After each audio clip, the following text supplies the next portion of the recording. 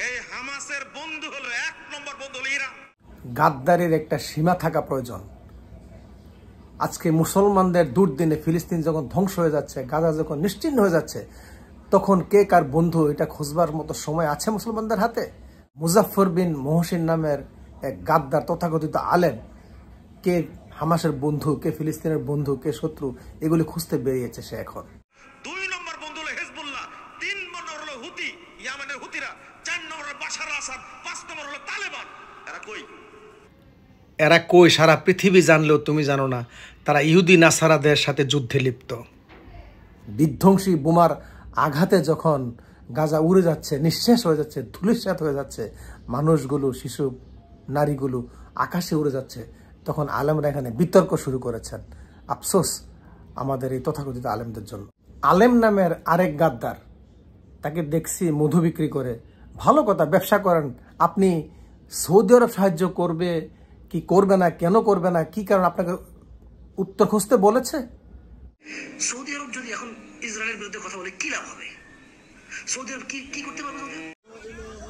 একটি শিশু যখন সে তার চতুর্দিকের কাউকে পাচ্ছে না, শুধুই দেখছে ধ্বংস আর ধ্বংস, ইট পাথর বালু সব কিছু, ধোঁয়া আর ধোঁয়া, আপনি কি জবাব দিবেন?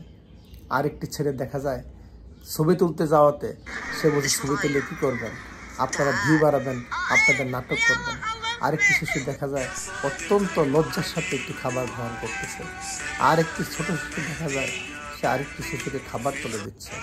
এই কঠিন পরিস্থিতিতে আরেকজন তো মানসিক প্রতিবন্ধী হয়ে গেছে, সব হারিয়ে এসে মানসিক প্রতিবন্ধী, কাঁদছে আর কাঁদছে শিশুরা, নারীরা। এমন কঠিন সিচুয়েশনে আমরা হানাহানিতে লিপ্ত।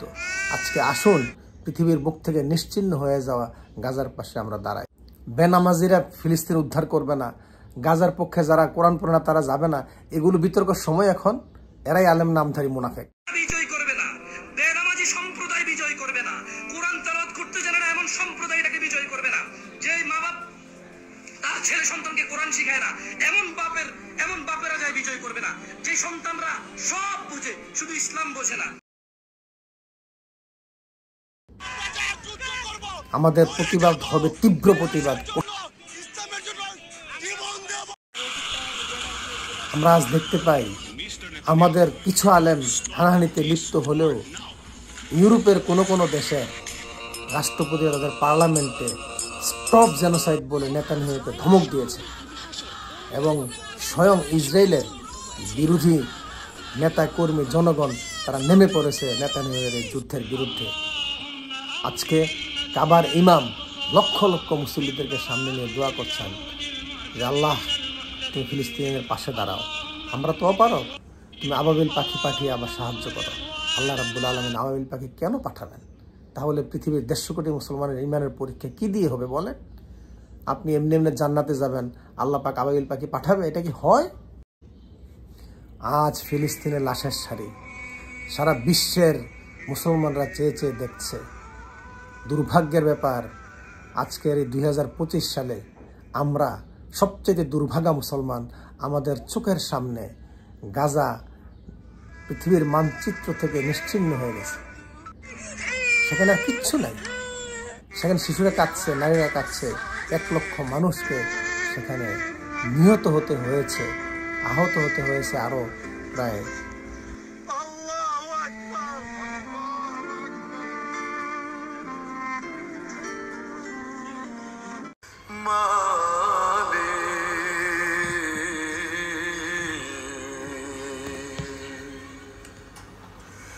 একটি ঘর বানিয়ে দিও, একটি ধ্বংসস্তূপ থেকে মুসলমানরা তাদের দেশ থেকে চলে যাচ্ছে, তারা চলে যাচ্ছে তাদের জন্মভূমি ছেড়ে। এ কত কষ্টের, এ কত বেদনার, এই নিষ্ঠুর দৃশ্য আমাদেরকে দেখতে হচ্ছে। পৃথিবীর মুসলমানরা কিছু করতে পারলো না, মধ্যপ্রাচ্যের মুসলমানেরা যারা মুসলমানদের নেতৃত্ব দেওয়ার কথা ছিল তারা কিছু করতে পারলো না। আজকে আরব লীগ কোথায়, আজকে ওআইসি কোথায়, মুসলিম সংস্থাগুলো কোথায়? তারা নিজেরা নিজেদের ধ্বংস করছে, কিন্তু আমেরিকার বিরুদ্ধে, ইসরায়েলের বিরুদ্ধে দাঁড়াবার মতো শক্তি তারা হারিয়ে ফেলছে। এই দুর্ভাগা দৃশ্য দেখে বাংলাদেশের বিভিন্ন শিক্ষা প্রতিষ্ঠান, হাট, মাঠ, বন্দর, নগর সব জায়গায় এই প্রতিবাদ শুরু হয়েছে।